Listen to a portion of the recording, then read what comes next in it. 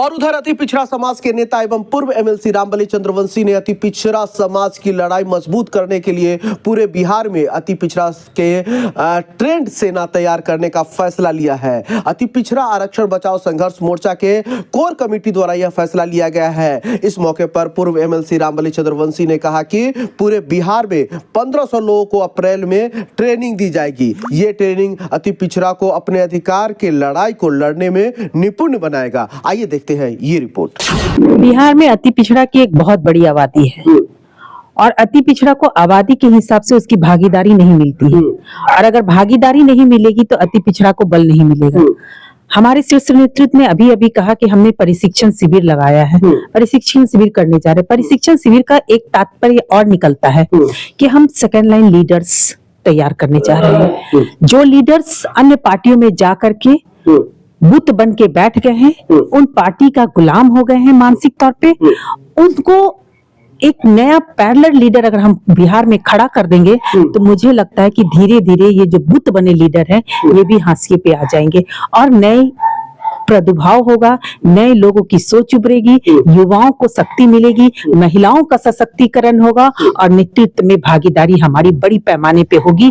क्योंकि हम मानते हैं कि अगर इस देश में कम से कम 65% के आसपास युवाओं का आबादी है, उस प्रतिशत में अति पिछड़ा युवाओं की भागीदारी बहुत बड़ी है। तो इस परिस्थिति में अगर हम छोटे बच्चों को प्रशिक्षित कर समाज में, जो कि अभी तक बहुत ऐसे लोग हैं जो संवैधानिक तौर पे जानते भी नहीं हैं कि हम ईबीसी के लोग हैं, लेकिन उनको ये बताना पड़ेगा कि तुम ईबीसी हो। उन लोग भी ओबीसी उनको भरमाने का काम करती है और कहती है तुम लोग भी ओबीसी हो। मंडल कमीशन बड़ा सवाल ये उठता है कि आप लोग भी लंबे समय से राजनीति करती हैं, आज तक लोगों तक ये बात पहुंचा क्यों नहीं कि मैं ईबीसी हूँ? बड़ा सवाल है, क्योंकि लगभग 90-95 से आप लोग ईबीसी की लड़ाई लड़ते हैं और उससे पहले भी कई लोग लड़े, लेकिन लोगों को ये पता क्यों नहीं चल पाता कि मैं ईबीसी हूँ या ओबीसी हूँ?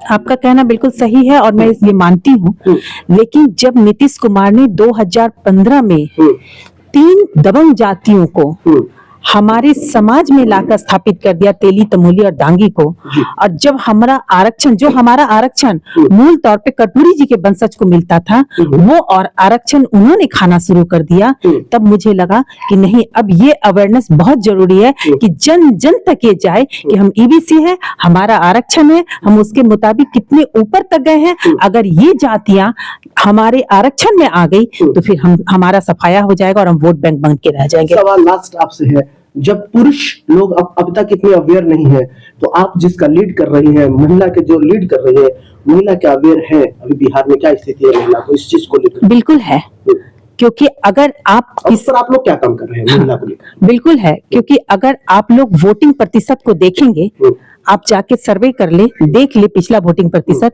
तो पुरुषों की अपेक्षा महिलाओं ने वोटिंग प्रतिशत ज्यादा दिया है। पुरुष ने 48% वोटिंग किया, महिलाओं ने 52% किया है, जबकि आबादी के अनुकूल 49% है। तो अपनी आबादी से भी वो बढ़कर 3% पुरुषों की अपेक्षा ज्यादा वोटिंग करती है, तो अवेयर कैसे नहीं?